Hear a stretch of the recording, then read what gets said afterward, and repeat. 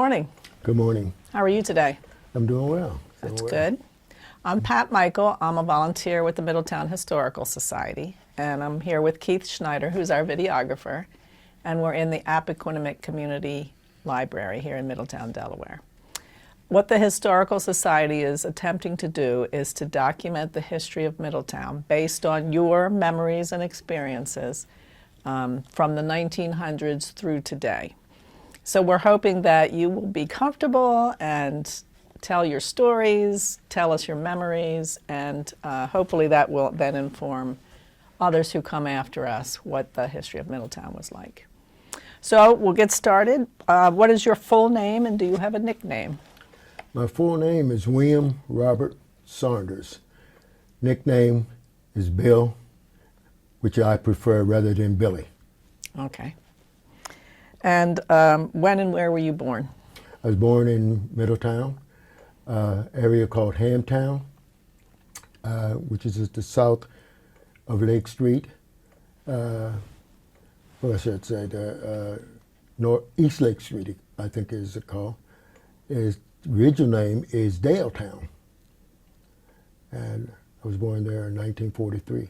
Were you born at home? I was born at home, from what I was told. That's what a number of people actually have told us. How did your family come to live here? My grandfather moved to Middletown from Blanca.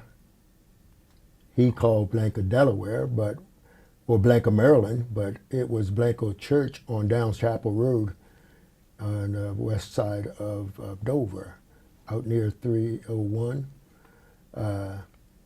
He was a mile from the Maryland line, but the church that his family attended was in Delaware.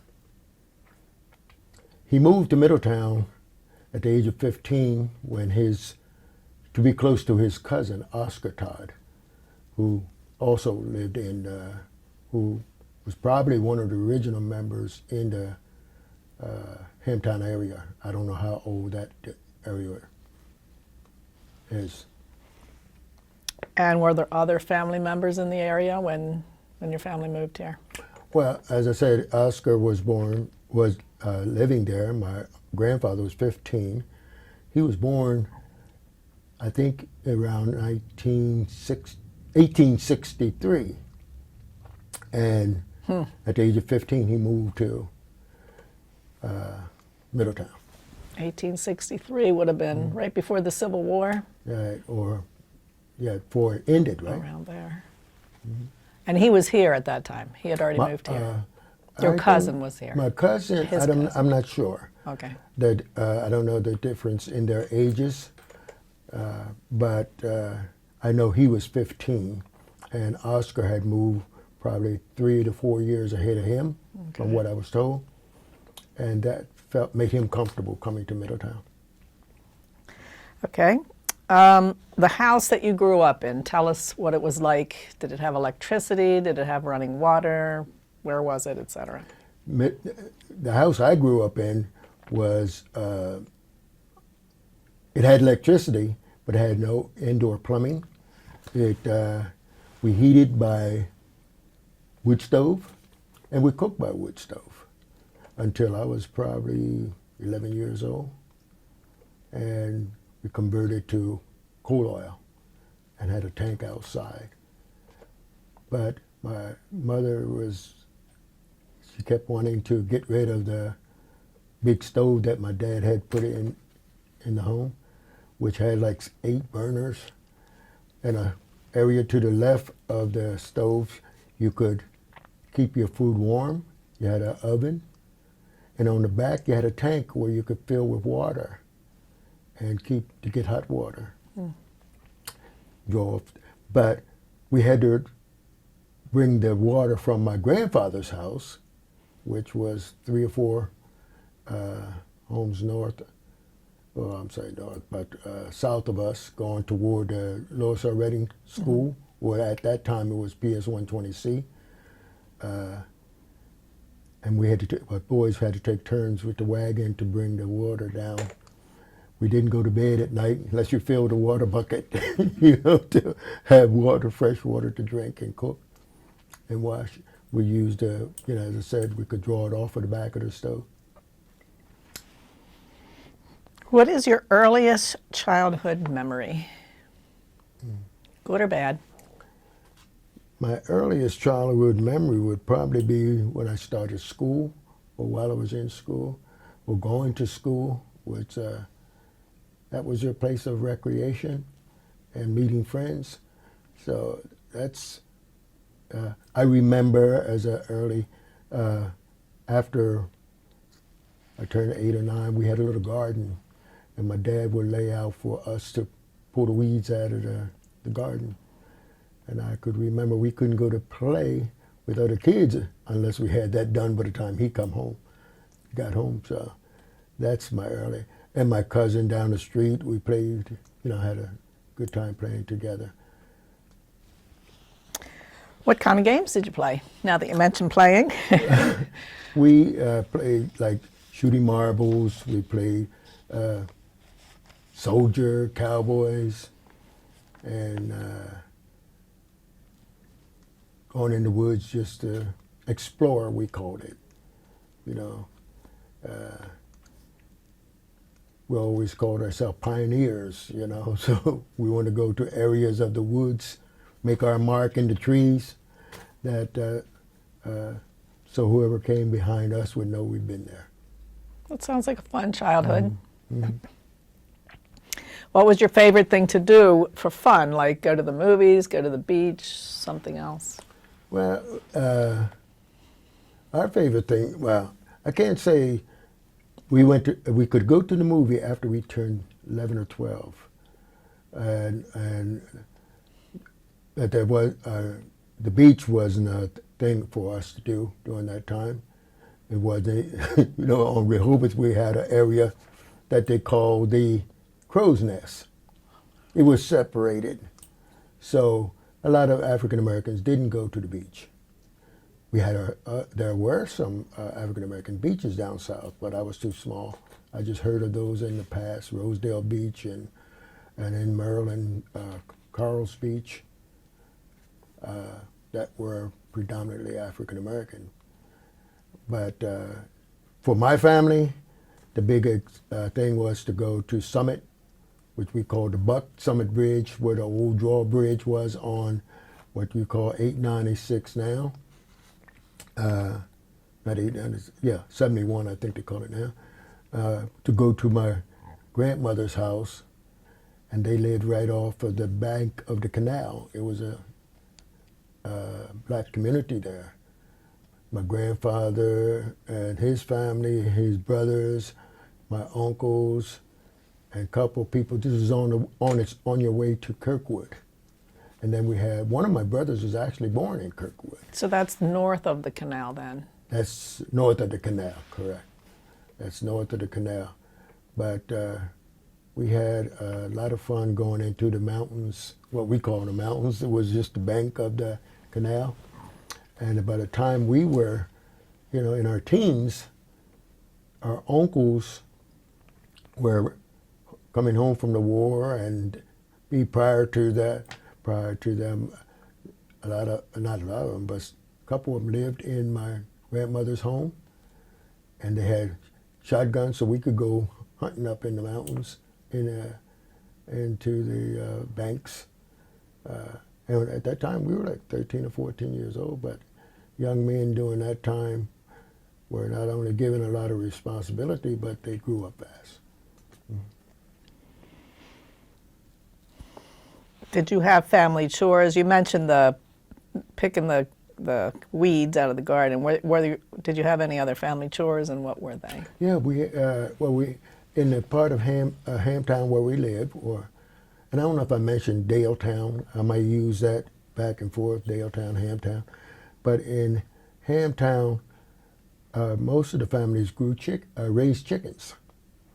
And we raised chickens, pigs, and when I think I was like 13, I started working at 12 at Irvin Armstrong Farm in the town of Armstrong. I guess it's Middletown now. But I was able to get the pigeons, and so I raised pigeons. and we raised rabbits. I can't, to this day, I can't eat a tame rabbit because I raised them and sold them, you know. But that was a chore. Clean out the chicken house. Water the pigs. Make sure the pigs had water. Make sure the dog had water. Those are local boys' chores that we had. And most of the boys, like I said, in my on New Street, which is the official name of the area where we live, you had New Street going toward the town of Middletown, Jefferson Street, and Elizabeth Street. I think I get them in order. But in that area, everybody, not everyone, but several people, and I'd probably say 7 or 8 people raised pigs.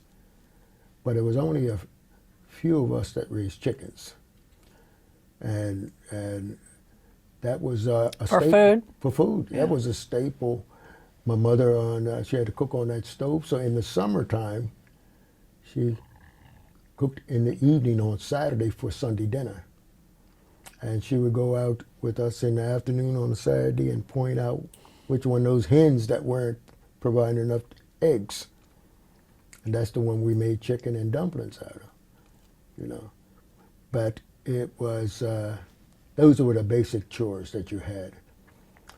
And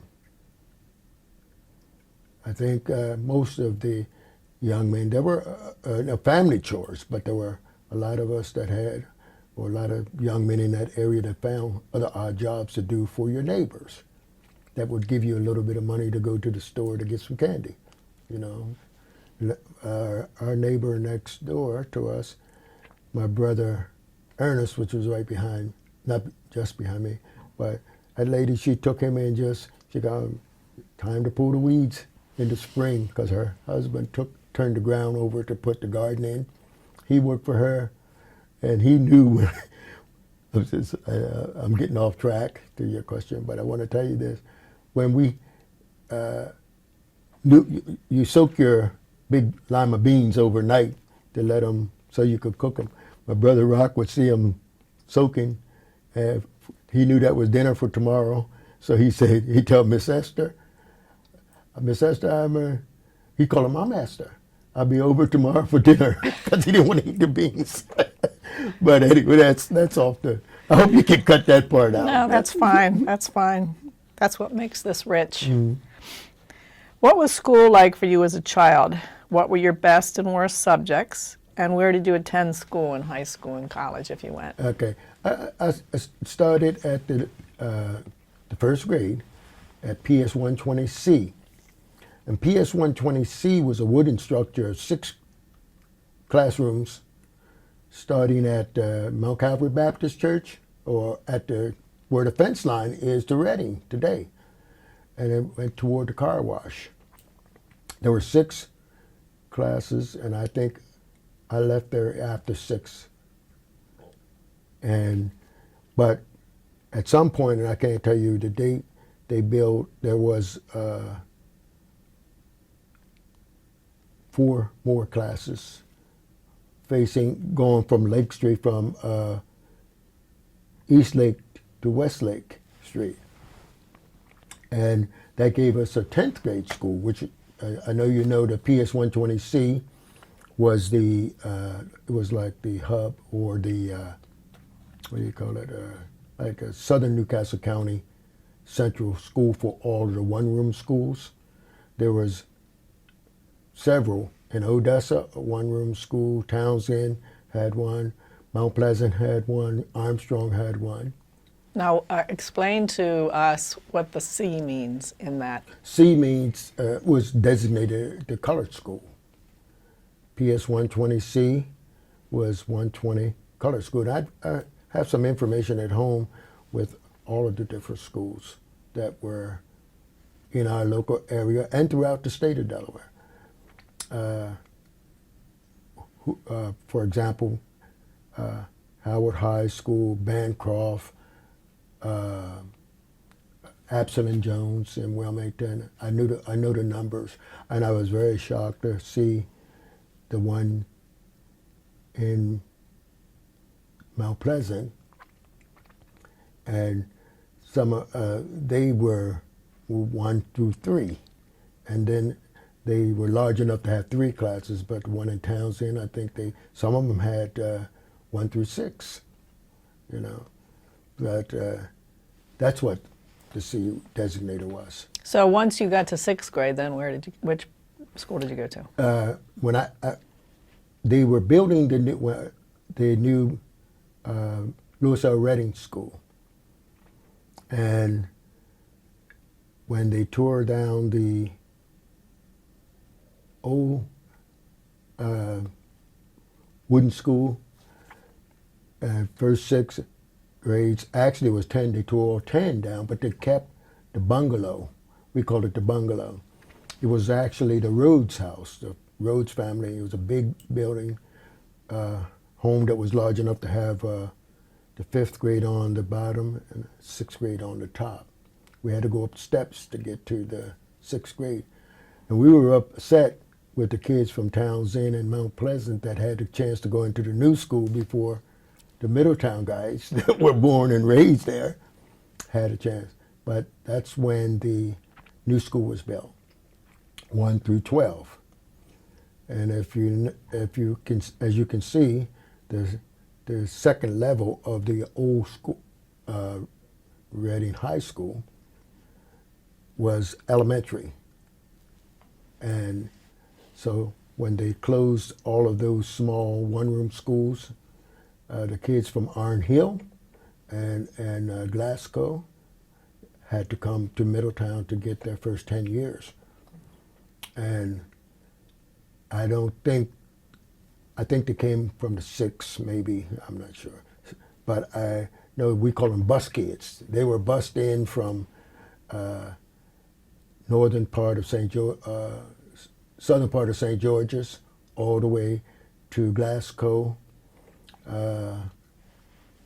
They didn't go across 40, but the Iron Hill kids is on the other side of 40, and they came down to there. The bus picked them up to bring them in to this brand new school, Lewis L. Redding. But So you went to high school there? I went to high school at Lewis L. Redding, graduated in 1961. And you asked me about my favorite subjects. I can tell you what my worst subjects were. Which is my what? favorite subjects personally really was history and geography. But my worst subjects were literature. Well, I love literature, part of English, but I failed English in the 10th grade, the 2nd semester. But as long as you passed your core subjects, and a final and passed. But I had to make up the first semester of 10th grade English. When I was passed to the 11th grade, I made up in the 11th grade the first semester of 10th grade English, but I failed the 2nd semester of 11th grade English. But in my senior year, I had to make up what I failed in the 11th grade, but I was able to graduate, and I was college bound. I loved the part of English. I hated diagramming sentences and all the grammar part of it, but I did love literature, English literature, and I still have some poems that I can recite after this many years. I may not get it all in each verse correct, but I remember I was telling some of my buddies about the poem by Rudyard Kipling, and I still have that on my wall at my home. Which one? If. Oh, yeah, we had to learn that You had too. to learn that. That was mandatory. Yeah. And Crossing the Bar. I think that was Johnson. I'm not sure, but my brother used to recite that at funerals for members of our family. And but that and geography, you read about places and you always wanted to go. So that's what led me to my military service. But you went to college? I did not. Oh, okay. I did not after high school. I was college bound. I I had my brother taught me in college while he was in college. And my oldest brother was there at Delaware State. For me, I didn't have after all those failures, I didn't have the confidence that I could go. But my brother said, you have to go, you got to go. So my mother and the family sent the money for the meal plan, because that's what I think was the first thing. I had already had my acceptance because the state of Delaware during that time, I played 4 sports. And the athletes could get some kind of little money from the athletic department at Delaware State. And then you had to maintain, like my brother was a physical education major. He graduated from Del State. And he went there on a track and baseball scholarship. He ran track, he played baseball, then he drifted away from baseball, but he maintained his track scholarship all the way through. And with the help of the family, he was able to finish. My oldest brother was a barber. When he went down, he didn't have any scholarships, but he could cut hair with my dad, and he had to, my dad taught almost everyone how to cut hair. But my brother went on academic probation after a year and a half, and during that time, during the draft, so he volunteered. He didn't volunteer. They drafted him He was volunteering. into the Army. But when I look back, he was a very, very, very smart guy. He went into, when I was entered the military, I was placed into civil engineering. And there's big jokes about that, and I'm not going to go about that. I think Benjamin Franklin said that engineers are not very smart. No, George Washington. George Washington. They're not very smart, but they bear watching. They're cunning and bear watching. So, but my brother that I told you, I'm not going to mention his name, but my brother that went to, he carried books, he studied, but when he went off, he had to cut everyone on Delaware State College campus. He cut hair, and he didn't apply himself. But when he went into the Army, he qualified for communications. In the Air Force, you need a lot of brain power to qualify communications. He could read. After his 2-year tour in Germany, he was in the Delaware National Guard in communications. He read Morse code and all that. I can't even spell, let alone how to all this kind of stuff. But I'm saying that to say that that was some of the background for me, and I was telling you about myself. I did enough to get by. I learned to apply myself after the military disciplined me, We'll get to that part. Do you remember any fads from your youth, popular hairstyles or clothes? So you were in the 50s, late 50s, early late 60s? 50s, and we had, and I made some notes about, we used to wear a white shirt, because at this time, by that time, I'm of age, I could go to the dance, but we would wear a white shirt with a tie, but we only buttoned the 2 top buttons. You wore the shirt out. We wore white shoes. The nickname for those shoes were called Bucks. I don't know where they got that name, but they were white suede. You had the blue suede under Elvis Presley's time, and I think Elvis was a couple years older. But these were white, and the pants were tapered. Now they're starting to wear the same, history and fads. They just go around, But we call them stovepipe legs. They fit your legs all the way down. And the white shoes, and the fad was to put one hand in your pocket, and you did a little dap walk, But that's the fad I remember. There was other fads on hairstyles. There were some guys that would go to the city of Wilmington, and did what they call a process.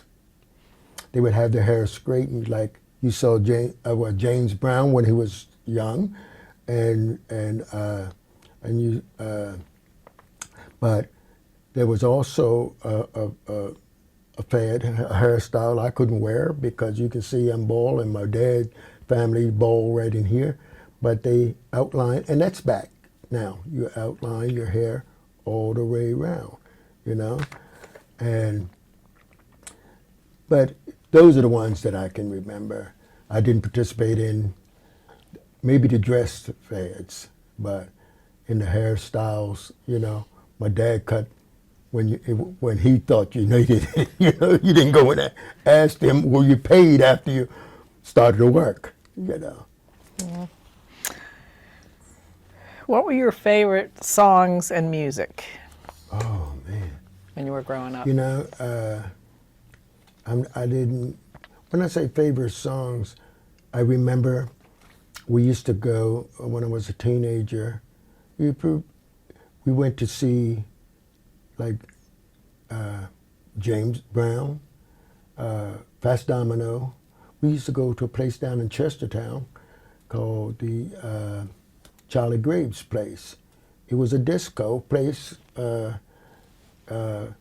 young people and older people, but you had to be 16 to go in. And I saw Fast Domino so many times that, you know, you had to pay. And I told the guys, you know, if you know any of his songs, he have you running, walking, and sleeping. So I said, he gonna have to pay me $5 to go to see him again. But Jerry Butler, Etta James, which was the wow. Yeah, all of those we were able to see because they came down from New York. They bypassed Wilmington and Philadelphia on 301, going to D.C. and Baltimore.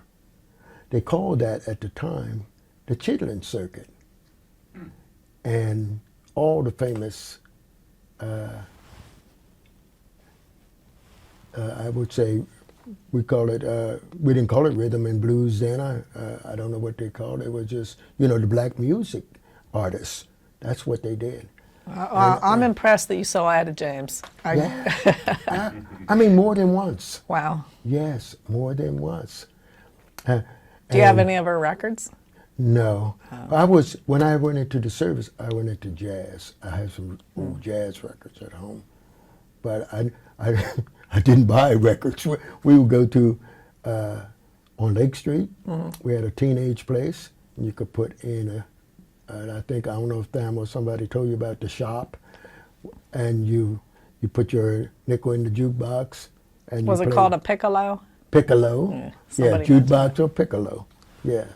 Now, older than me, I think they called it a piccolo. We called it a jukebox, but yes. Not much older than you. Mm-hmm. Did you have any, excuse me, pets? And if so, what kind and what were their names? You had mentioned rabbits.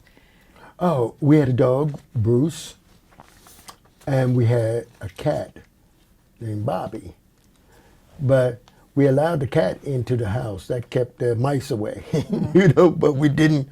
Bruce was given to us by one of my cousins. And I think, and I don't want to, because I'm not giving out names, you know, because I don't have their permission to do that. But one of my cousins, he was driving from Summit and up around Mount Pleasant. He found this little dog on the side of the road. The dog looked like a fox in color, but it was all the hair, the head shape and the ears were German Shepherd, but it didn't have the other German Shepherd markings. It was, you know, he was almost the color of that wall. And that was our favorite pet. We did, when I left to go into service, and I asked my brothers what happened. They said one day he just took off. We kept him chained to a box. He didn't come into the house except we had big snowstorms. My dad would bring him in, and when my mother said, "Okay, Leon, Snow's gone. It's time for him to go, you know. She didn't want him in the house. But he was a very protective dog. And make a long, not long, my daughter gets on me by saying make a long story short. But to tell you, you had to watch your oil drums, you know. Somebody might come and take a gallon of you, you know. But Bruce could reach that oil drum. That was our security system during that time. And for our chickens and everything that we had in the backyard, people didn't, you could ask a person for something and they would give it to you. So we didn't have it. But you hear about this happen on like Mount Pleasant, somebody come and take somebody's pig or something like that. But we didn't have that in the Hamtown area where I live. But Dad put up a sign, he who is found in my yard when the lights go out. No, when the lights go out will be found when the lights come on or something like that. You know, he just let you stay out of my yard. We didn't, in the nighttime, you didn't go around, you know. And tell you the truth, when I left Hamtown in 1961, there were no lights out there. Mm. There were no lights in Hamtown. The last light, they had finally put one on the corner by the Baptist church, which was, my grandfather's home was right across from the Baptist church. I could look right in the door of the Mount Calvary Baptist church. But now they have lights on the street and you go all the way through. We used to, once you got past the last house, what we call down the hill, it was a farmer, and we used to cut through his property to go to the woods to do our exploring, you know. Hmm. What was your religion growing up, and what church did you attend? I'm United Methodist, and we grew up United Methodist from the time I was born, or can remember going to church, and we attended Dale's United Methodist Church on Lake Street. That was my grandfather's church. My mother grew up UAME at Mount Pisgah in Summit Bridge. But she always called my home church Mount Pisgah, but our family church Dale. She was a trustee of Dale, so it was welcome because that was where our family was. They never say that you had, and I were United Methodist. I went to confirmation at 10, I think, and we didn't have, and you get read in, and your name is in the book of the church, registry of the church. But our family was very connected. My grandfather and all of my brothers and sisters until this day. Well, I won't say all until, because some of the girls went with their husbands to different churches, and so but everybody except for one sister that lived in Texas for a while, and I think she was Baptist for a period of time. Were you ever mentioned in the newspaper or other publications? No. Never? No, they're not looking for me anywhere. No, but I do remember when I was in basic training, we had to do a hometown news release. And so I had to give my information to be released to the Wilmington Journal at that time and the Middletown Transcript. But now that I think about it, did I ever mention it or ask any of my family? So you don't have a copy of it? I don't have a copy of it. I think I have a copy of when my son, when he joined the military.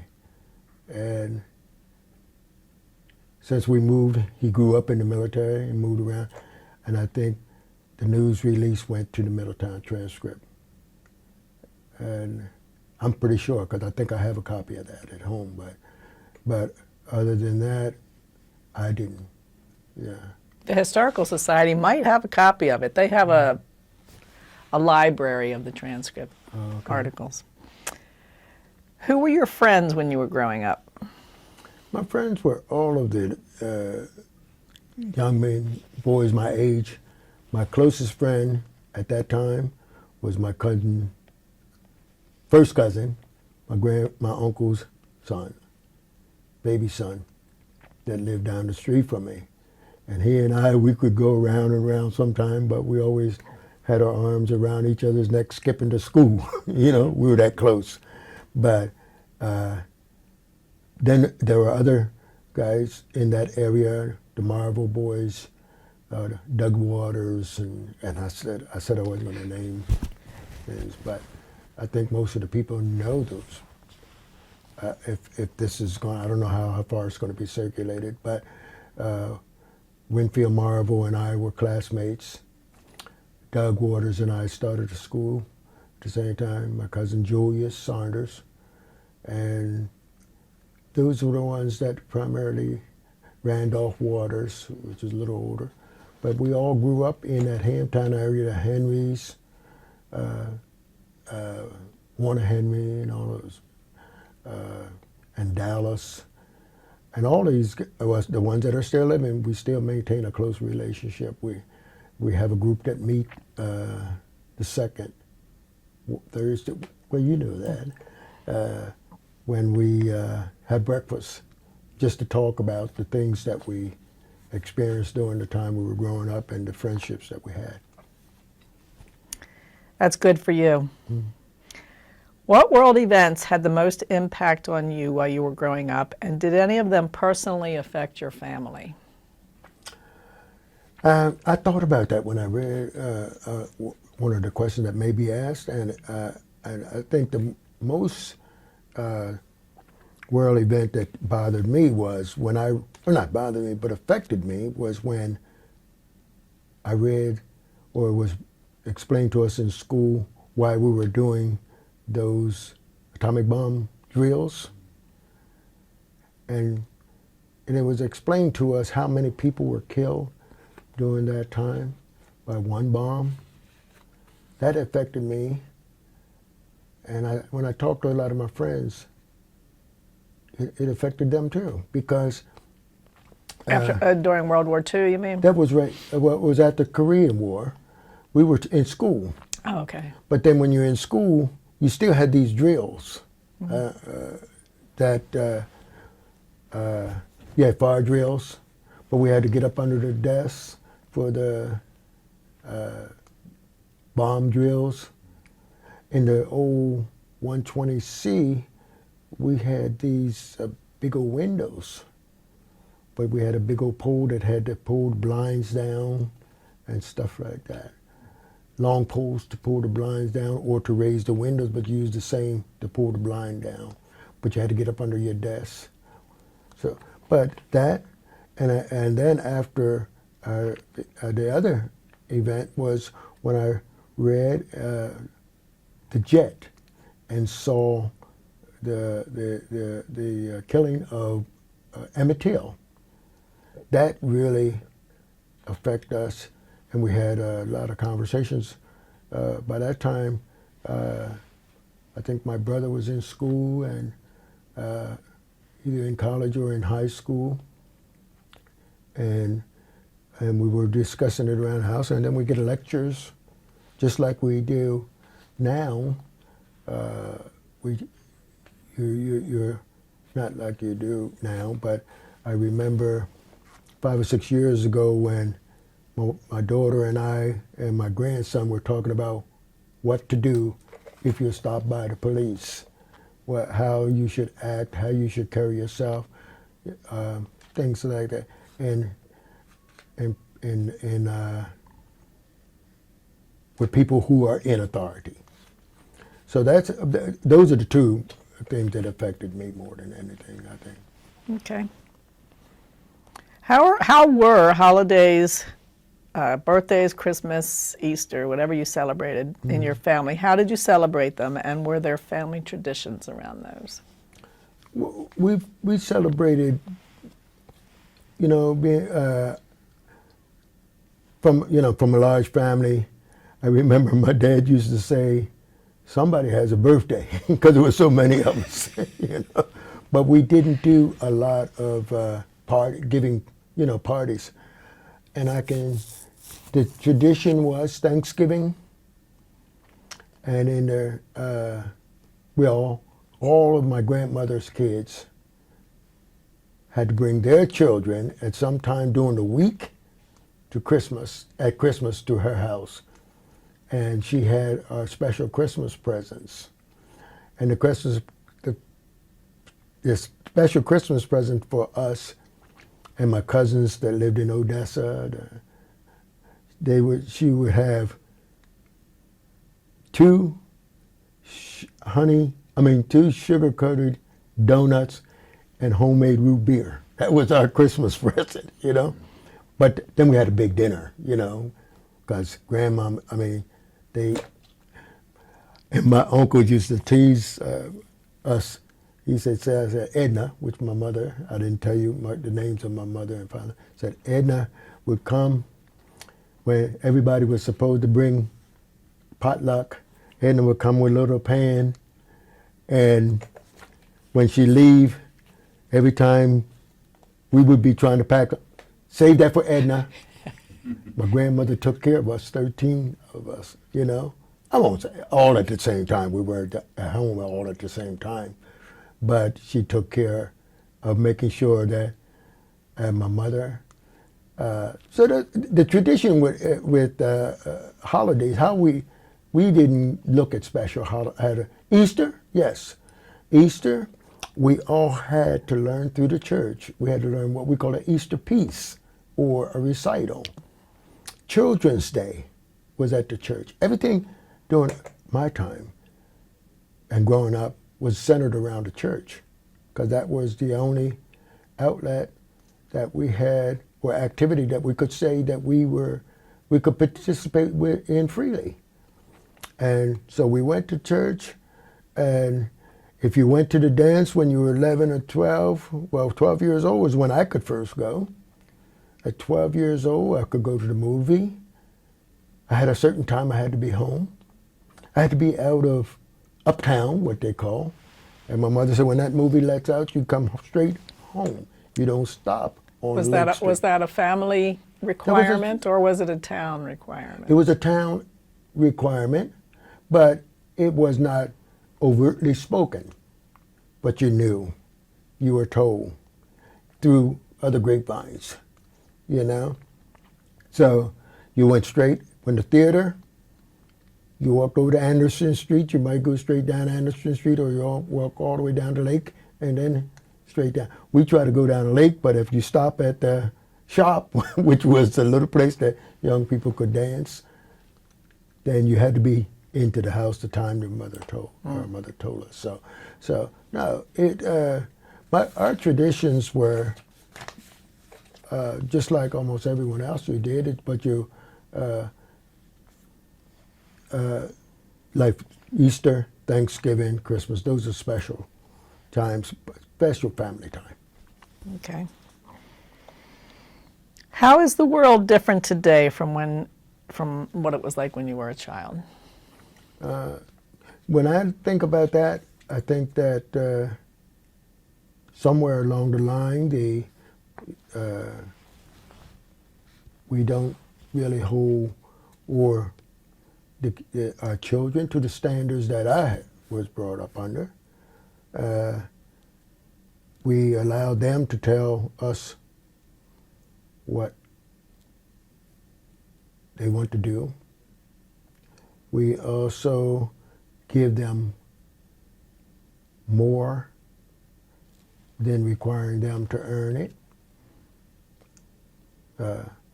I know when my grandson was thinking about a phone, and I didn't realize that, and that they were given they get phones and things at the age of 9 or 10 when they go to school, but they are so savvy on these electronic devices. I was surprised I had to go down to one of my grandkids out of state, and because the parents were traveling, so they asked me to stay with them for that week. Taking them to kindergarten, I didn't know how to check them in because it was on the computer, you know. One of my grandsons, I guess he wasn't more than 7 years old. Goodness. Pop, here's how you do it. But I'm saying that basically my thought, and this is just my personal opinion, is that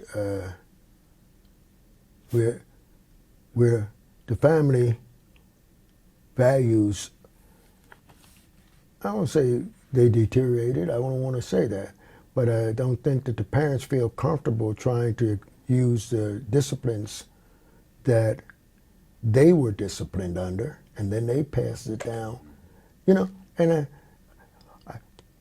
I'm not going to say that I'm a perfect disciplinarian, but I'm just going to say that I expected, like the military expected of me,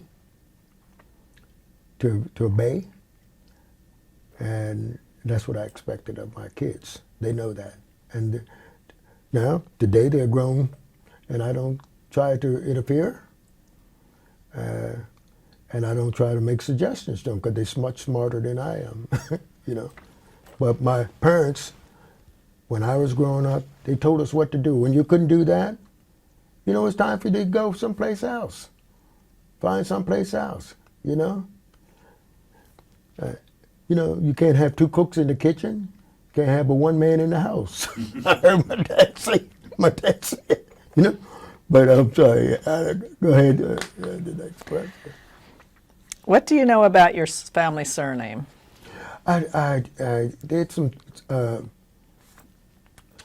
research on that, and I remember one of my oldest aunt, which passed away about 2 years ago, and she joined Ancestry.com years ago, and I joined it probably 15 years ago, my oldest son. And we've been doing some research, but then I remember when I was stationed in France in 65, and the Frenchmen didn't pronounce my name Saunders like we do, but they pronounced their names with the same thing on the end, Saunders, which is almost like a Z sound on the end. But then I did some reading, and it said that it's a common name in England and France. Mm-hmm. So I can say the origin of our name is probably somewhere, because those borders changed, and you know, all those wars that they had, so you don't know whether you were, you were the French or the British. Did you meet family, excuse me, family members? No, we haven't. My kids are still doing that now. They're doing, one of my cousins, he is really into this. He's working on, he was at that time, and I lost contact with him about a year and a half ago. He's working on his doctorate in sociology. One of the things that he had to present was a family tree. So he and a cousin that's older than me, I had two cousins of boys that I could talk to, my cousin Donald and my cousin Julius. Donald was 3 years older than me.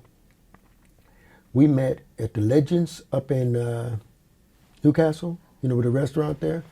We met there, and our cousin was taking all this information. He had all the information on my grandparents through his research. The young people that grew up with all this technology, they know how to do the research. I don't even try anymore, because it's like researching my name some mornings when I wake up.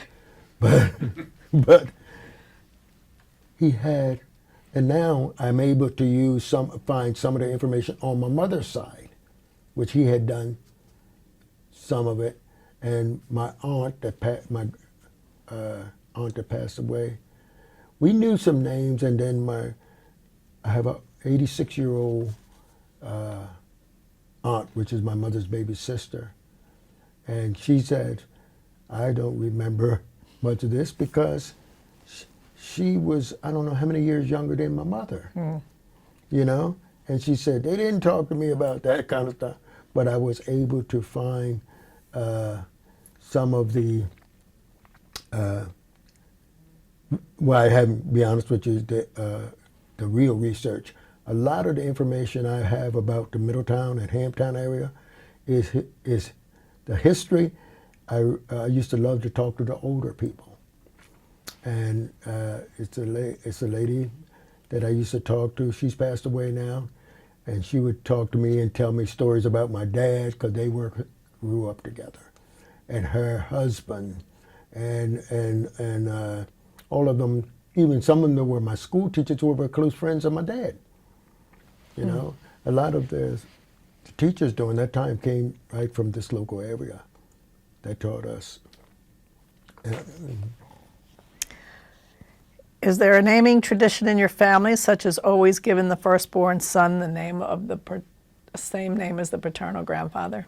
Yes, well, I saw that, and I started thinking about my mother had, I guess she had the right to name all of the boys.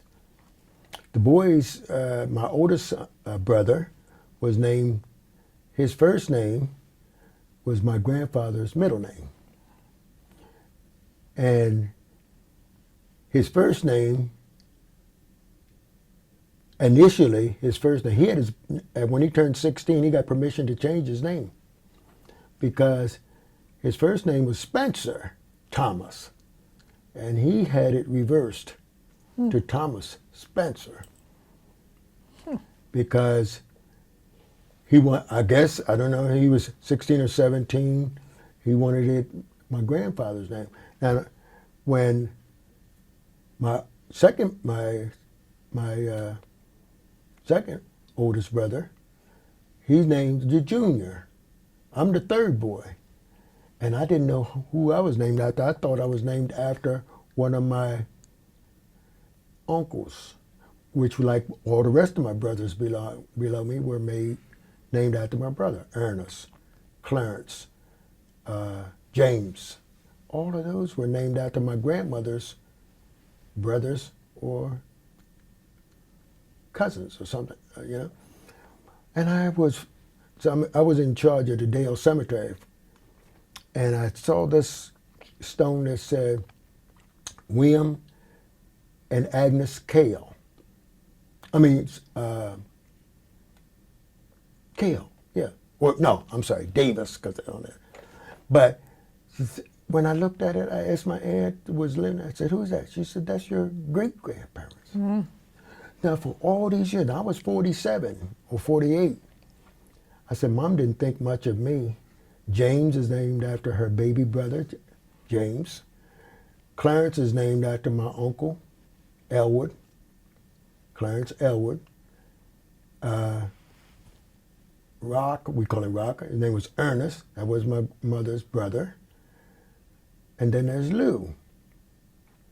So Lou was named after my dad's classmate when they were in college. And he was the first principal of the William Henry High School when it was built. So Dad and he were very close. He used to teach out here at 120C. But I said, man, they didn't think much of me because there was one other uncle named Wilbert. But my name is William. So it was another Aunt Catherine, my Uncle Wilbert's wife. She named Wilbert, her nephew used the name Wilbert. So I never knew. I just know he and we used to joke about it because I didn't like him because he told my name, you know. But when I found out that I said I was 47 or 48 years old when I realized I'm named after my grandmother's father. And that meant... That's an honor. That's an honor. That was so much, it meant so much to me. And I tell everybody that, and I say, but answer to your question, the girls are named on my dad's side. So I don't know if that was agreement that they had, you know. So, but that was we didn't have any. I guess it is also almost answers your question. Oh, it does. Considering that we're celebrating the 250th anniversary of our country this year, what stories have come down to you about your parents, grandparents, or more distant relatives? That's why I was asking you earlier. You know, you've gone back from this discussion back to the 1863. Do you have any information from any members of your family earlier than that? No. No. And as I mentioned, my grandfather, he came up from Blanca. I've been able to not research, but I've actually, me and my brother, oldest brother, we walked through the cemetery there to see if we could find Saunders names. There was no Saunders names, and some of those markings were way. Well, if he's from Blanco, it might be there. Well, that's what we did. Oh, that's where you went. See, but there's a community in there. It's an African American community there, but the church is down. When you go to the end of Downs Chapel Road, there's the state line, Maryland state line, within not even a mile, maybe half a mile. But the farm, Grandpa always told us he's born on Jones Farm in Blanco, Delaware, Maryland. But then we found out that Blanco is a church. That community down there is called Blanco, where predominantly African Americans live, but there's a lot of today, it's a lot of properties that are mixed between African American and white-owned properties. So, and you have to remember, he didn't read or write. So he was, and at the time when we had to get this information, from what I was told by my older sisters and my dad, didn't talk about it too much. But I do remember 1950, he passed away in 1956. And at that time, I was 15 or 16 years old. But they had to take him, at that time they called it a welfare home. Now I think they call it the chronic ill. In Smyrna. In Smyrna. But they were trying to maintain get all of that documents, and that's when I kind of overheard it through my sisters and the ones that were trying to take care of him, how it, you know, and they were trying to ask him questions, and because he, and when you talk about your best friend, that was my best friend, my grandfather, because. And I tell you this, and I was at Saunders there. I had to tell him in the church that every day, in the good weather, he would walk down to our house. We had a television. Grandpa didn't. When I left in '61, Grandpa was still using a wood stove, and I had to walk him home every day because he came down. Mom said, "Pop, you ready for dinner?" "Oh, no, I got my dinner at home waiting on me." You know what his dinner was? Almost every day when I walk him home was a baked sweet potato or a baked potato. That was the dinner? That was the dinner. And I said, "Man, maybe I need to eat sweet potatoes," and because he lived to be 90-some years old. Mm-hmm. And had one tooth in the center. But I said that to say, I couldn't go to his funeral. And I was 15. I'd never been to a funeral. I went to the viewing at the church. And I was working on Roman Coleman's Field, which you know where the Dutch, I'm not sure you know the history. I grew up here. You did? Mm. That's where I was working baling hay, and I think Charlie Pope might have had it at that time.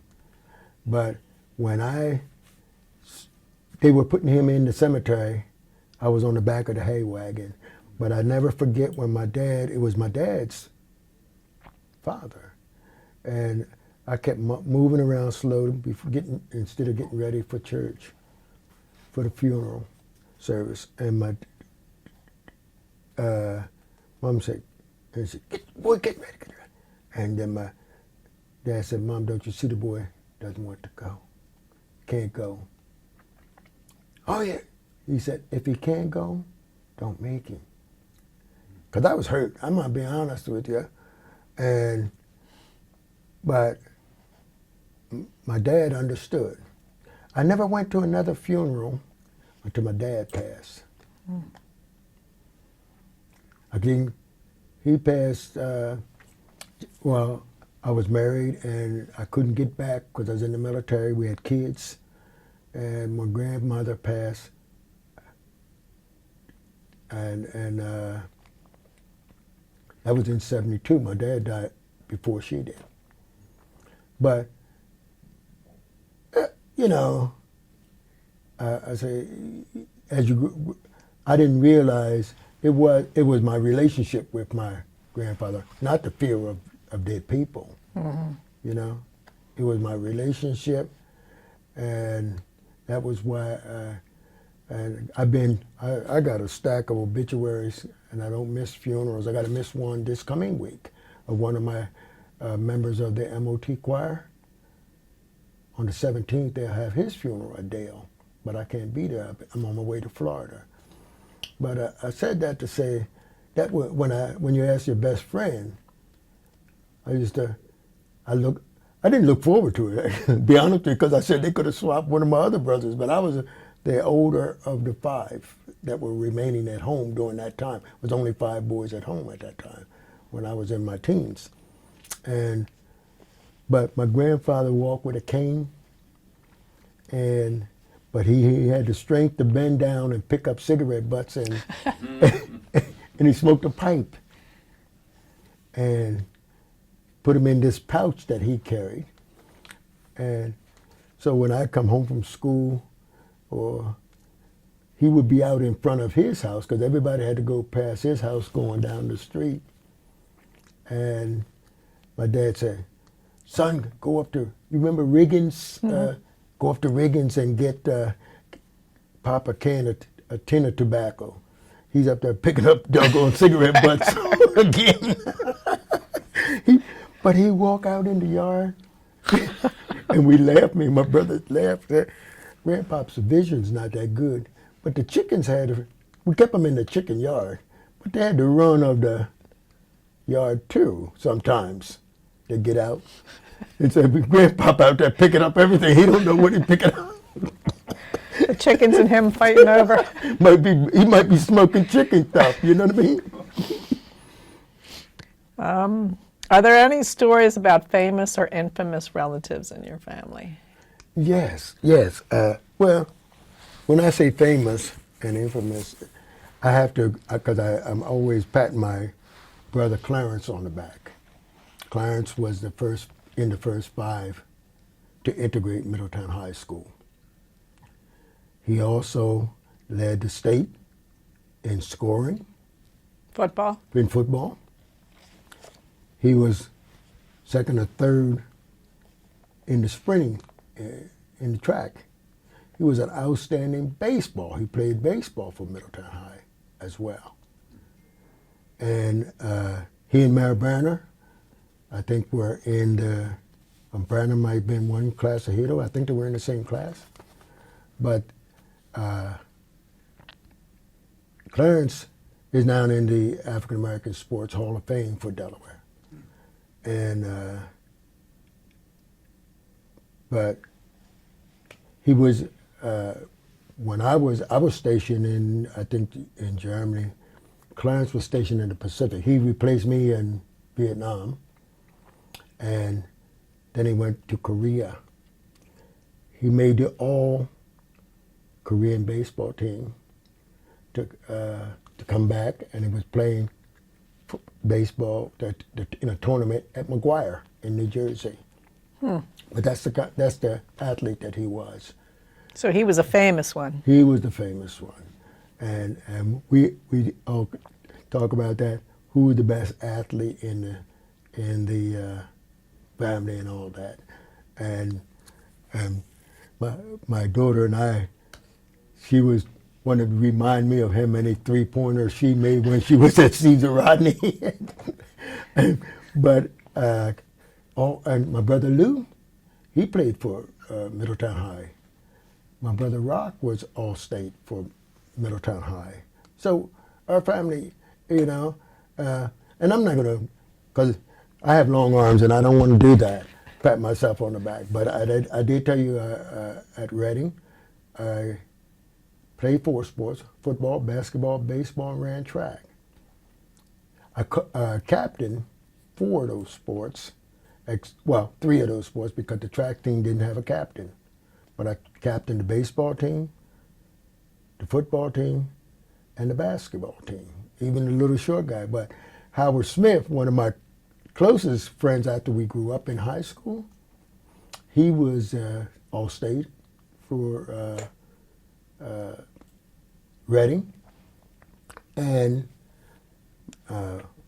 Bob Collins and all those guys that are, Smitty just passed away. Winfred Backus, 2-time All-Stater from the Reading. It's a lot of, I'm talking about family members. Yeah. Of family members. Okay. Smitty wasn't a family I know you member. were famous. Your family was famous. They're famous for athletics. That's what I tease everybody, not tease, but that's what they tease.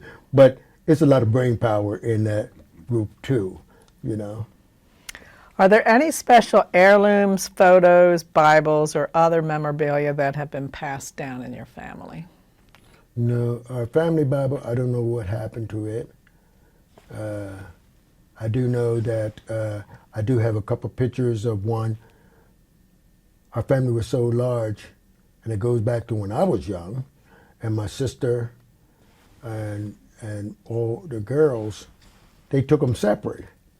The boys and a couple of the girls, because it was, like I said, it was 13. But I look at myself in that picture, I was probably in the 1st or 2nd grade. And and I'm gonna tell you this, one of the photographs when I showed it to my grandkids when they were little, they said, Pop, was that back in slavery time? We looked like a bowl of yak, I'm telling you. You had the hand-me-downs. Not quite. Well, they were little. They were too little, but they thought you were old. Yeah. But my grandfather, I got a picture of him, and my great-grandfather. He was shooting. You have a picture of him? I think I have it on my phone. Turkey, they were doing, my aunt that I told you, that's still my aunt that's still living, she said, I remember, I got a picture of her when she was 13 or 14. And they lived up at Summit Bridge, and she was looking out the window. My grandfather was standing outside, but not looking out the window, but they had what they call the pantry. Mm-hmm. It wasn't heated because my grandmother and them, that's where they kept all of the preserves, and of course they had the basement too. But yes, she showed me that her grandfather he was there shooting. She said, I remember as a kid, all the men from Mount Pleasant and Armstrong, they would come and they would have a turkey shoot. They call it a turkey shoot, but they had targets, and they did pitching horseshoes. That was the big sport growing up. Not sport but recreation. Men got together. I remember on Hamtown, my dad would get out there and hit the shoes together after the men got off to work. That meant it's time for my uncle owned a pool room on Lake Street, and but it was where men socialized at that time. What was the full name of your spouse? Her full name is May Eddy, Eddy, Anderson, Adson, Abenhuus, Abenhuus. Wow. That's a lot of names. That's a lot of names. How'd that happen? Her mother's name was Alice Abenhuus. Her dad's name was Arne Ebedal. He was a Norwegian. She was Dane. And but that's as much as I know. Okay. I met, lived with them, and It sounded like Danish, a Danish name. Yeah, they're from Denmark. Okay. And but we met, and I think that's one of the questions. May and I met. I got to Germany in 1962, February 1962. I met a buddy of mine from Wilmington, and he said, and I don't know, was a holiday coming up or something. He said, "Man, I'm going to Denmark this weekend. You could get on the train and go up." We went to Denmark. During that time, it was the disco era. And if you went out to socialize, to meet people, you went to a discotheque, which would be a dancing club. That was 1962. Back and forth, too many trips to Denmark. We got married in 1964. We've been married for 62 years. Wow. That's impressive. We have 3 kids. We've been able to, and we have 2 kids. We have 2 kids, 3 kids. I'm sorry, 3 kids and 5 grandkids. We're going to. We just got notice at Saunders Day, right before Saunders Day, that our oldest grandson, he got married a year and a half ago. Because we had to sit down and do the same thing you're doing now, answer all these questions. We're on our 80th birthday. And, but my oldest grandson, he and his wife were expecting. They had notified us but they told, we can't, because she was going through complications. So they told us to hold it down until they officially release it. And so we have 1 great-grand, and we have 5 grandkids.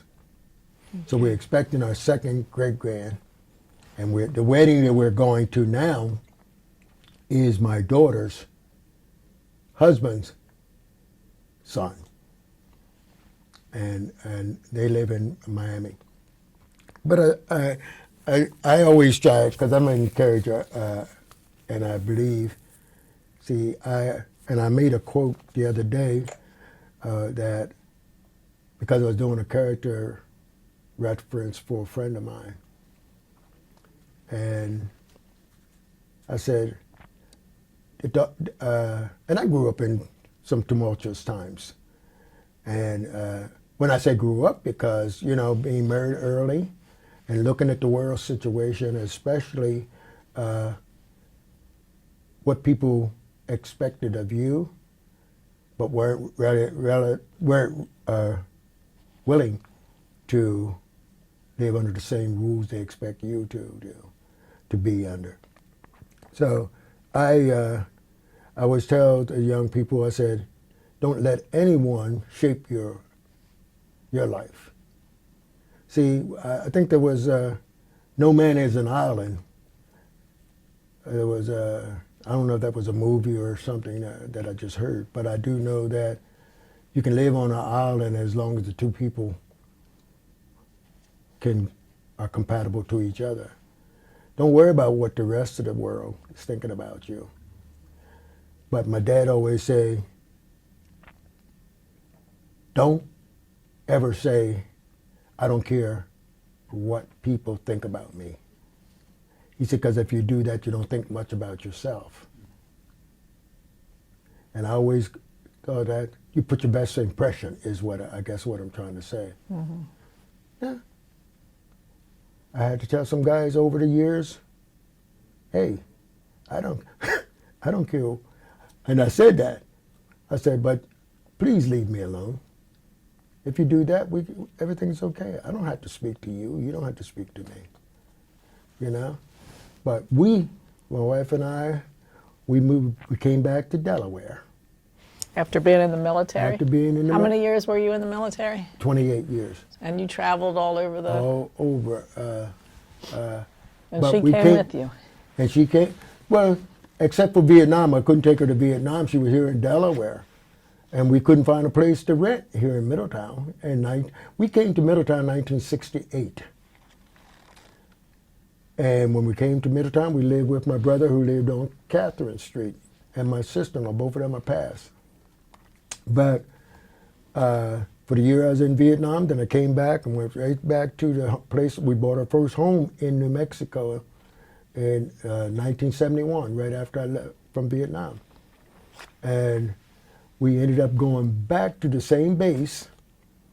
And I love New Mexico because the people were so friendly. And the weather, the only thing was the tornadoes. Other than that, it's a great place to live, you know? The people are so friendly, very multicultural, Spanish, Indian, and of course white American, and all other. But the people, I asked one of my friends that I met out there, I said, did you ever, what was the schools like here in New Mexico? And I was telling them about the PS120C. She said, New Mexico, and she was close to our age. She said, I never went to anything other than an integrated school, because it would be foolish for the state of New Mexico to build schools. You'd have one on every corner. Right, but the percentage of African Americans in New Mexico is like, at that time, was less than 2%. So why would you build a school unless you built the one rooms like they did here in Delaware, but the percentage of African Americans were higher. So the people were friendly. We had some older people. I run into a couple of situations. I was at a Sears, and I left my wife and my son. They were browsing, and my wife, when I got back to her, and I could see she was a little bit upset, and I asked her what was the problem. But I saw this one guy leaving as I went down now. He took off and went that way. And he was walking with a cane, an old man. And my wife told me, said, he was shaking the cane at her with these two biracial boys. You know?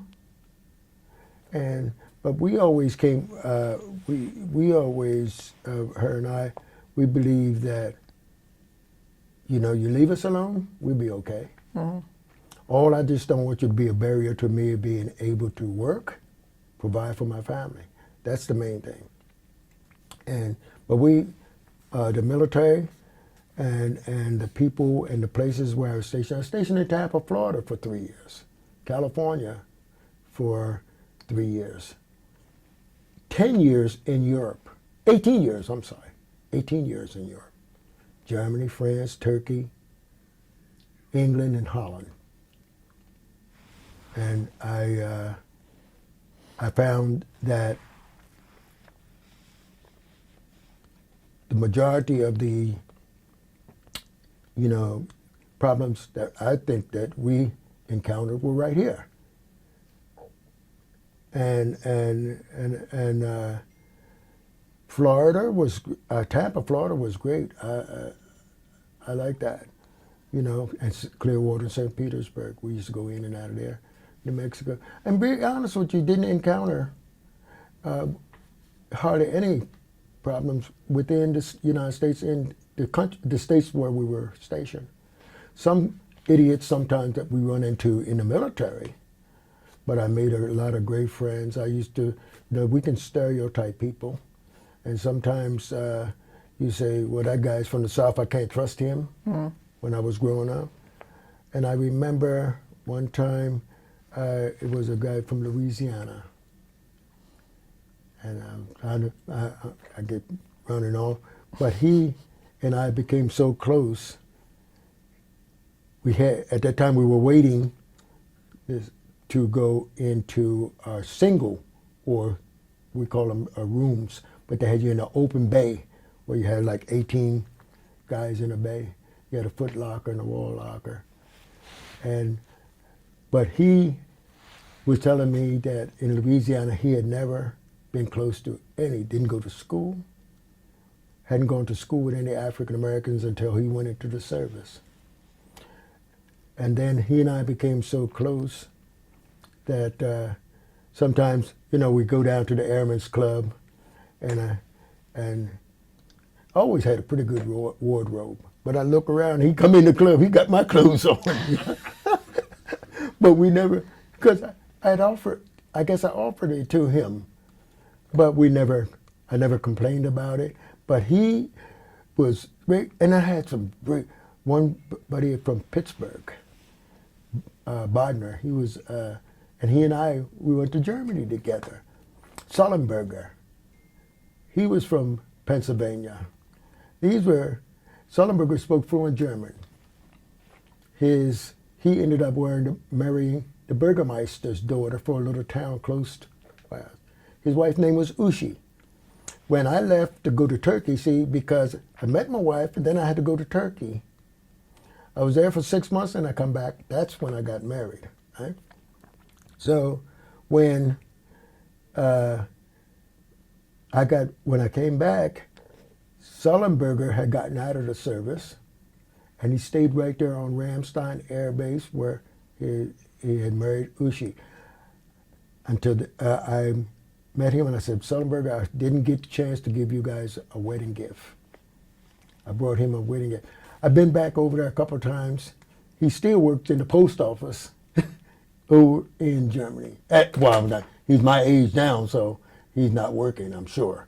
But when I was there on our 20th anniversary, which would have been 14, I think it was, we went back over. My wife and I went back over, and we hit all the different places where we had lived in 2014. Sullenberger was still there, and he was telling me he was ready to retire. But he has several kids, but they all live in Germany. I don't know if he come back to visit his family in Pittsburgh. I don't even know if he's still living. Okay. You guys did it right. Mm-hmm. Traveling all over the world. Let's see, you answer a lot of these just in your discussion. Okay, your profession was in the military. Mm-hmm. Did you choose to go in the military, or did they draft you? No, I volunteered. Okay. Because remember I told you my oldest brother was in college, and then he went on academic probation, and they drafted him. But he used to ride home to my mom. I'm sitting on the running board of the Jeep, and I just got my coffee and it's almost frozen. I know he was embellishing it a little bit, but he said, I'm almost, the old cups that they use in your canteen, there's a cup. In your canteen carrier, your pouch. And he said, by the time I got back to the running board with my coffee, it was frozen. And I said, I'm not going into the Army. I'm not going to wait for them to draft me, But initially, I wanted to do all 4 branches of service: Army, Navy, Air Force, and the Marine Corps.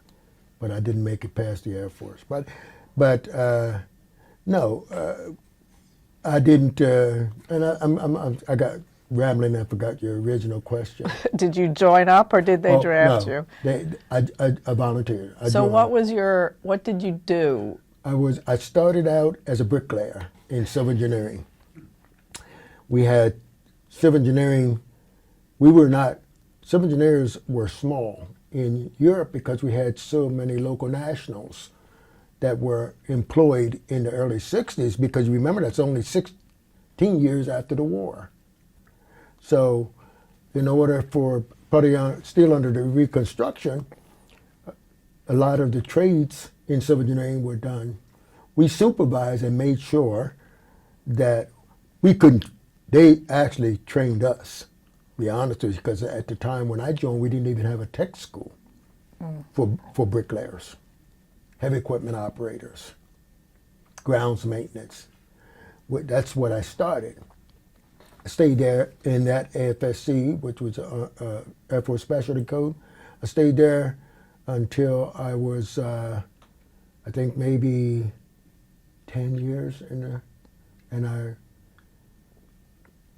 cross-trained into production control. And that's where, you can't handle all of the work. We have different parts. You have the engineering branch to do all the designs and stuff like that, the planning. And that's what I did, part of the planning. We did local planning for repair. But the engineering department, they did the major construction planning and sent it back to the States or somewhere to be in the design phase. But they were full degree, engineers with degrees. But I think the main thing that I enjoyed about civil engineering was it allows you to be out and active. It didn't. I would say what I did. I put myself into a position where I put myself in, but I got promoted into a position that I felt it was time to leave the heavy equipment. I was able to go to school, take some tests, that to get some credits, and I was able to go to the leadership school. Then my next promotions or promoted me to be considered for the Air Force NCO Academy.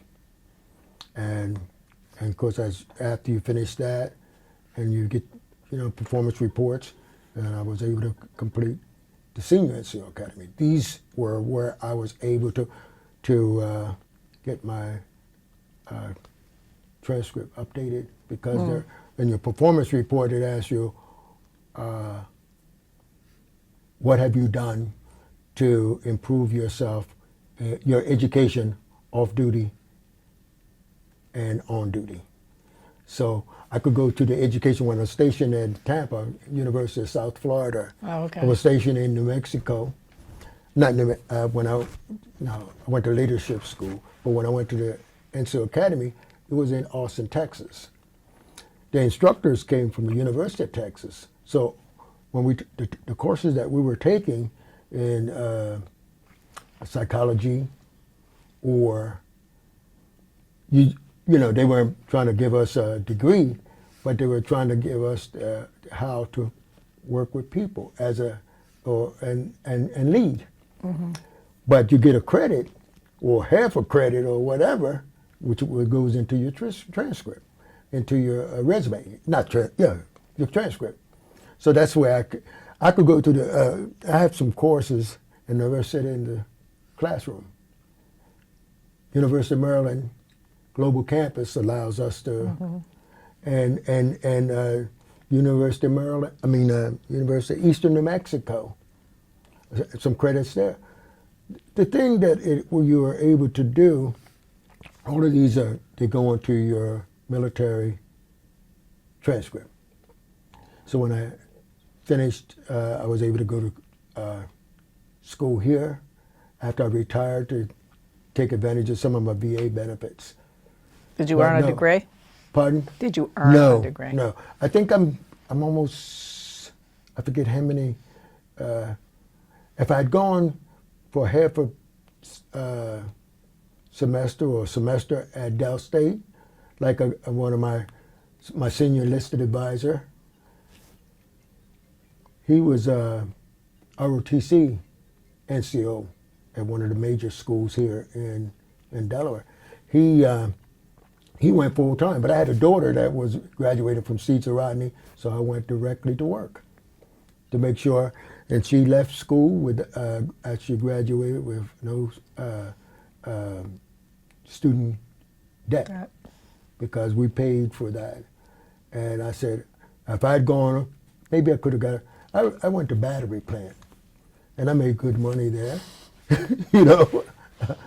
For me, it was good. But it helped me and my wife both to send her to college and when she left. And she thanks us to this day and provides for us a lot by saying, Dad, you did enough. So, I thank the Lord for that because I realized in my travels, how do you determine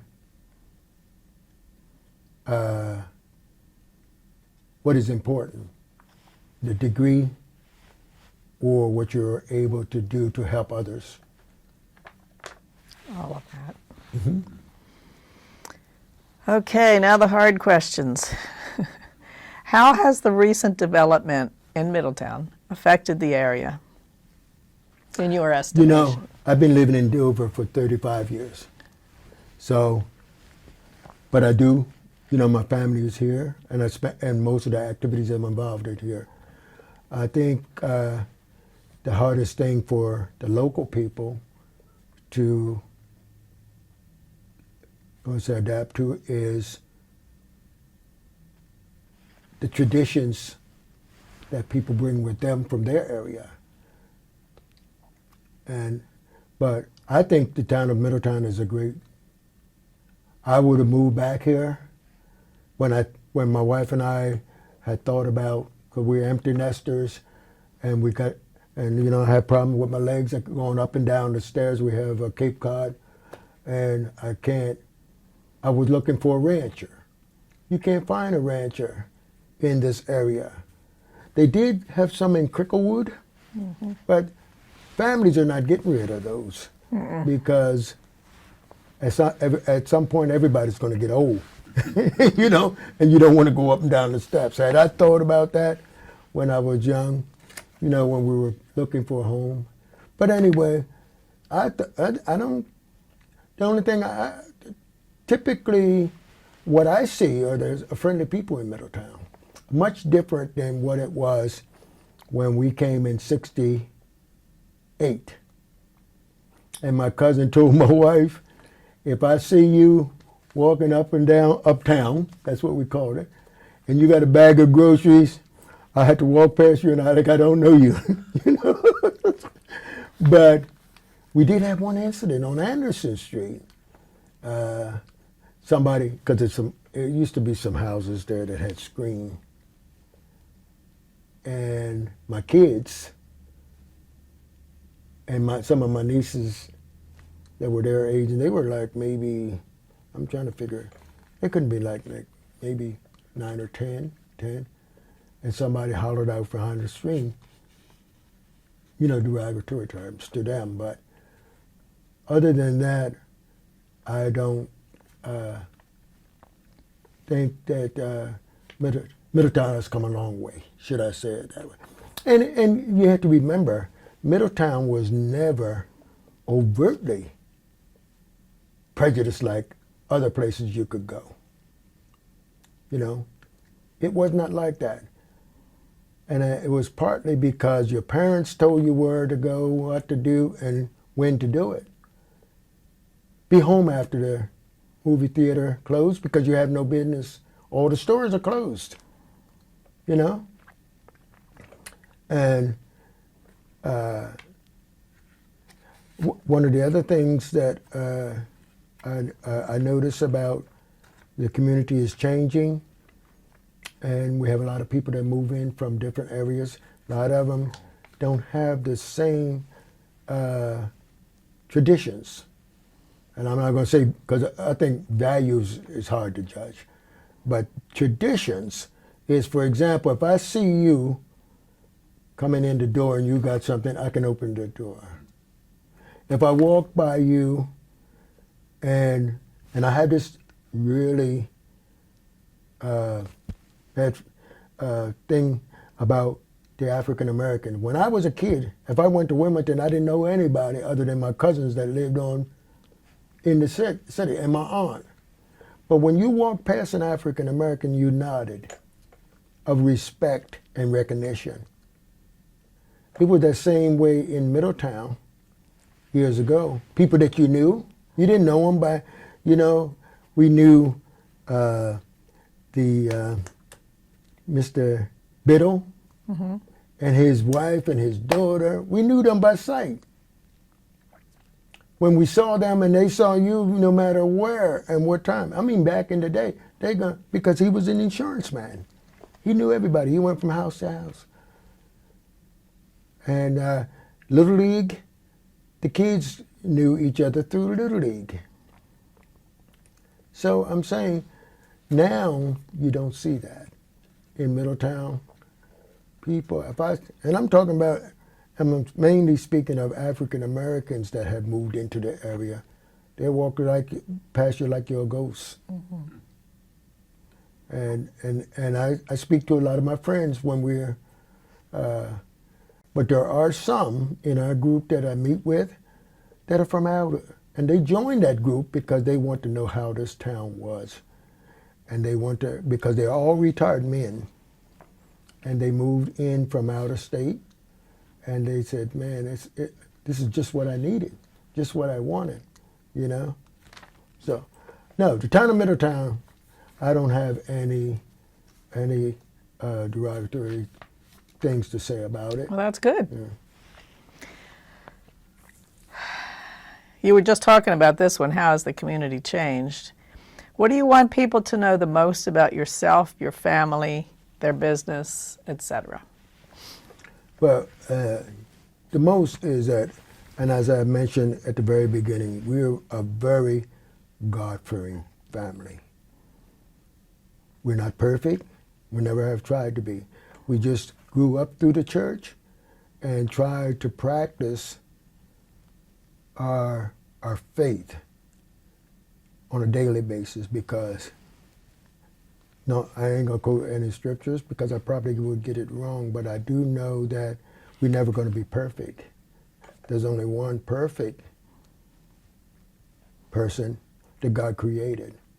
And I'm not, I'll tell people say, oh, religious stomper. My brother James used to say, well, if you don't want to talk about it, don't just keep on going by me, because that's all I know. You know what I mean? But I'm saying that to say, you know, what I want people to know is that we're very, my dad always said, we grew up poor. We grew up poor. Edna and Leon Saunders had us to remember, you're poor, but you don't have to hold your head down. You look a person in the eye and let them know that you're just as good as they are.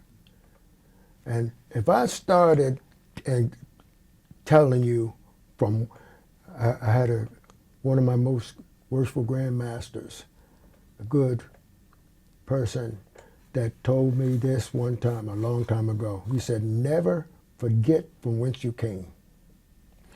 When you do that, you become arrogant, maybe. Don't ever think that you arrived, that you are better than somebody else.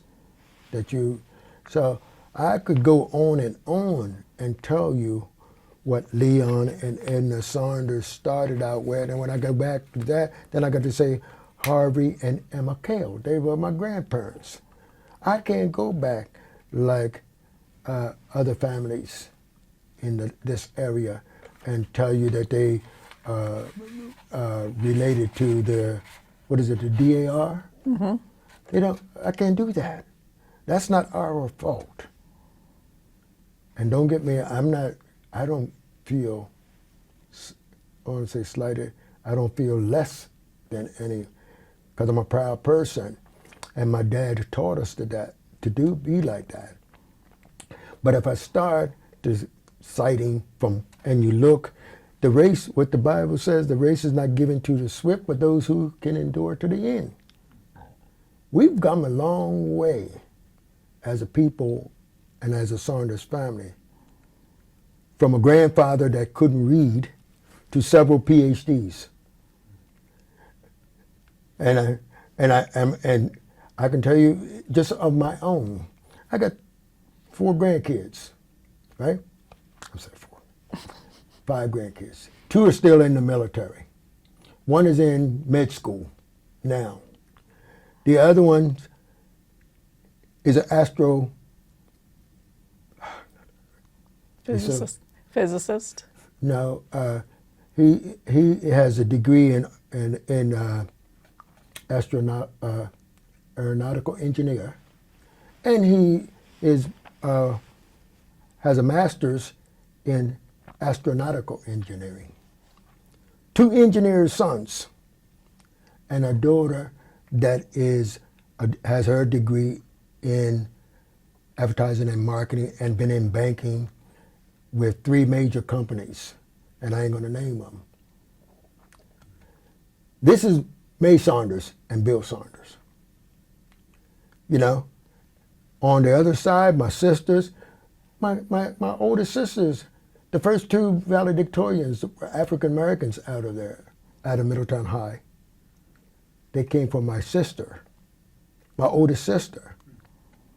One, the first year, the other one, the next year. One is a PhD and a pastor and school superintendent, you know.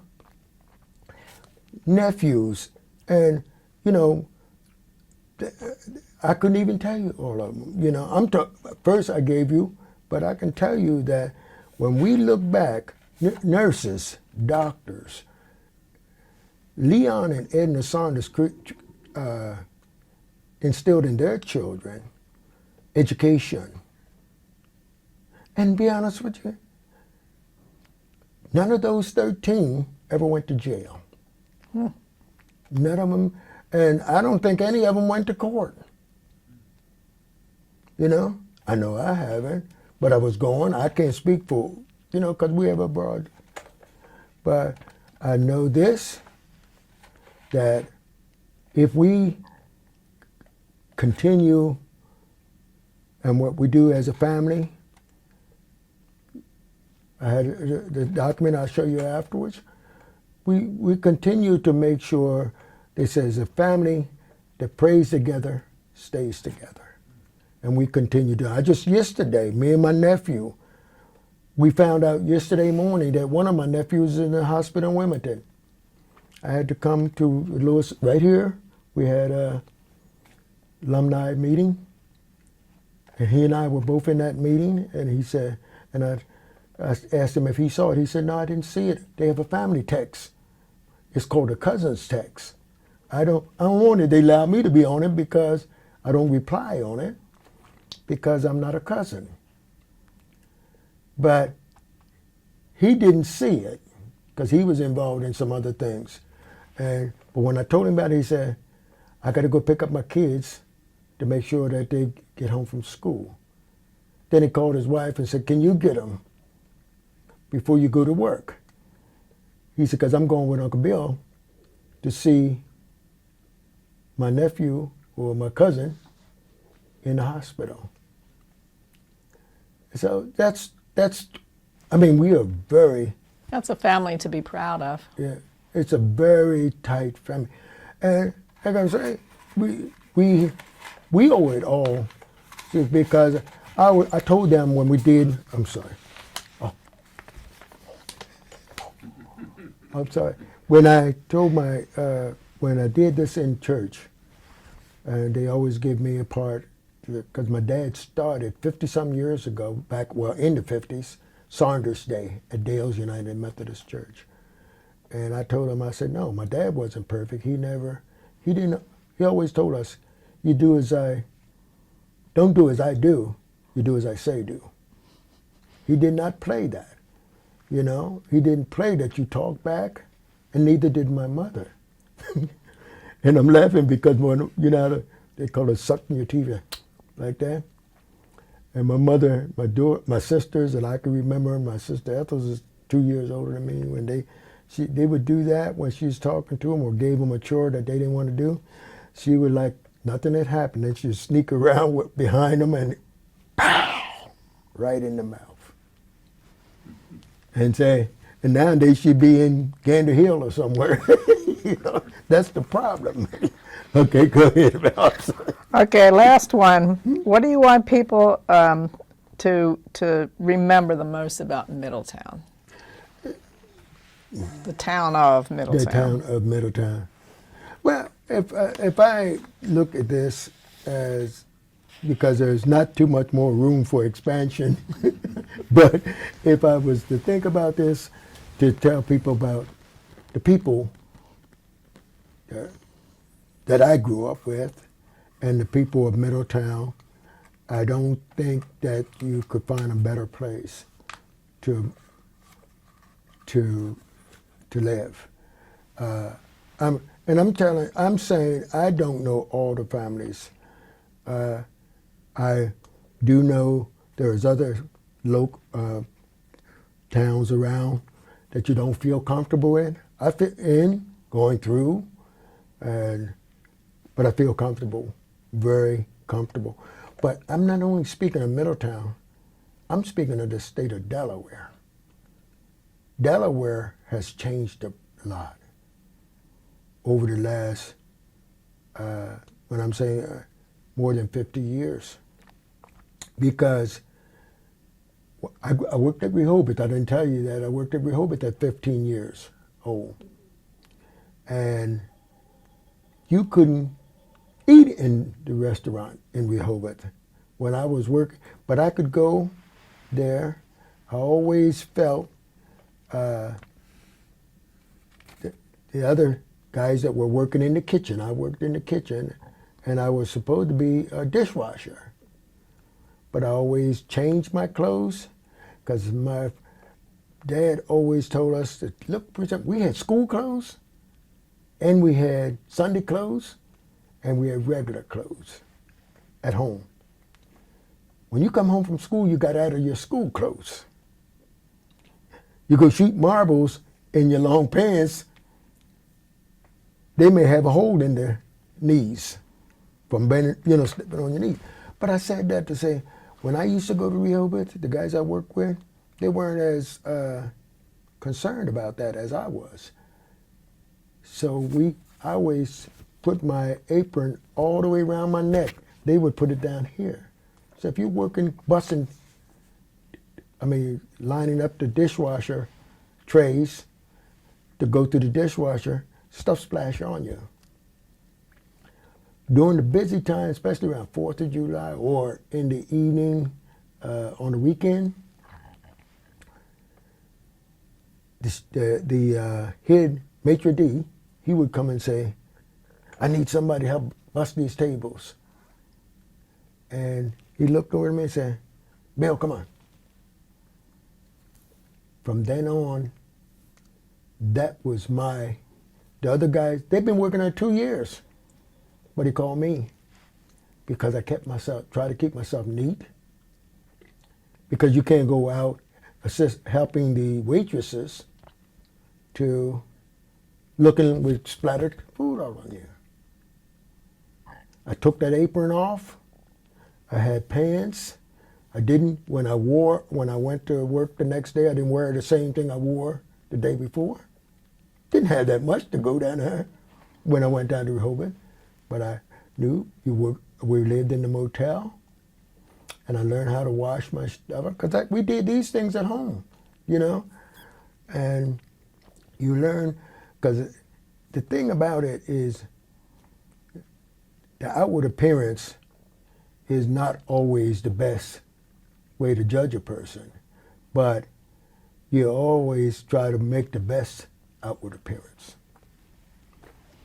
Well, thank you very much, Mr. Saunders. I do appreciate your doing this for us. You have told a lot about the culture and history of our town and our state, and I appreciate your doing this for us. Do you have anything else you want to say? No, You're talked out? no, I think my daughter and everybody gets on me about, because I believe that, and I think I mentioned that Dr. King said that when you don't talk, you don't know what you have in common. You don't know if you're not talking to each other, you're going to remain with those suspicions. Remain separate. And separate. So I try to make friends. And my wife said, "You speak to everybody." I said, "Sure, that's the way I grew up." You don't have to know a person to speak, but if you want to make a friend, you have to present yourself friendly. And my dad, and I didn't agree with everything he told me to do when I was a kid. I shined shoes in his barber shop, and I don't know if I mentioned that when my brother came home from the service, he and my dad opened a barber shop on Lake Street called Saunders and Sons Barbershop. But the guys come in and, if they start using profanity, my dad said, "Oh, that's my son there." And I swear, my dad loved to do this. I told that in church. But he didn't use profanity. He didn't use profanity. And he always told us that that is, people say you use those words when you can't find an intelligent word to use. But I didn't mention that. He always, how I said, it costs nothing to speak and half as much to have a smile on your face. That's the way he was. And one of the ladies told me that I told you was one of his classmates, and one said, "As long as you live, Knox Saunders will never die." Mm-hmm. That was his nickname. But he wasn't a perfect guy, and I told him that in church. I said, but he was my dad. And that's what I... Well, thank you very much, Thank sir. I you. appreciate it. Mm-hmm.